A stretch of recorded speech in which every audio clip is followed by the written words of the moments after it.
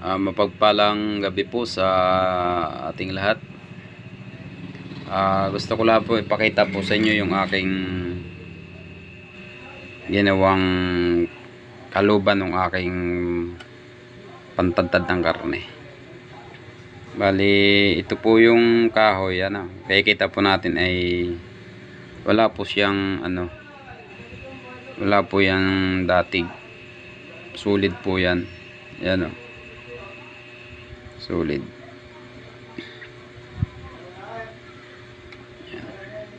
Ito po ay ginawa ko po kanina. Ang may lang po nito ay ito pong likod. Yan. May datig po yan. Pero ito po siya solid. Bali ito pala ay pantadtad ko po ng panghiwa po ng malalaking isda.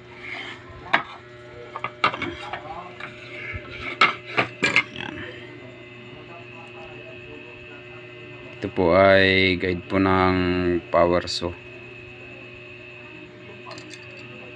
Yan.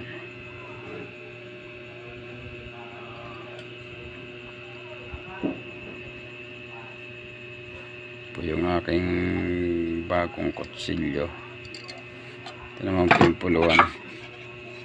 Napakagaan po. Ang kahoy po niya ay langka. Langka po yan. Bali, inukitan ko na lang po. Yan, nakaukit.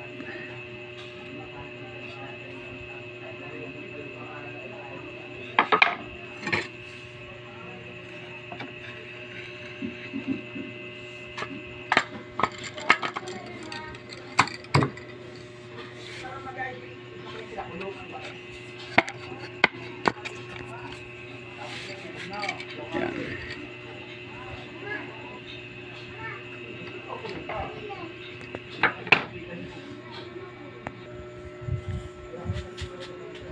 Ito po yung aking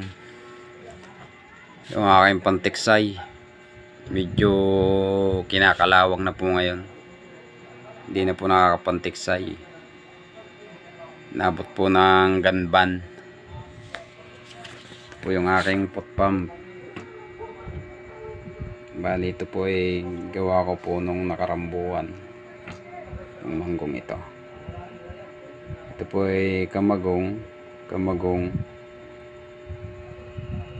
Ang kahoy po niya ay madre cacao.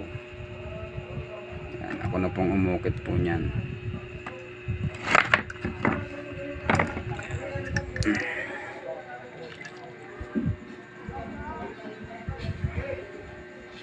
Bali, ito po hindi ko pa po nagagamit.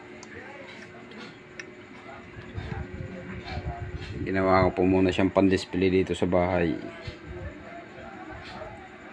Ito po i-convert ko po sa CO2. Yan. Ito po yung kapalit po nung aking isang crossbow. Yung crossbow kong maliit. Pinalit ko po ng pot pump. Tapos gumawa po ako ng bagong bat.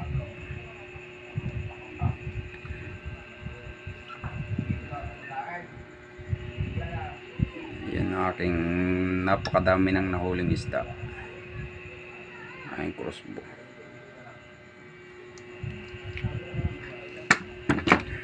Sa kabilang linggo po makakapamaril na po ulit tayo. Hanggang dito na lang po ang aking video. Maraming salamat po sa patuloy po ninyong pagsuporta sa aking munting channel.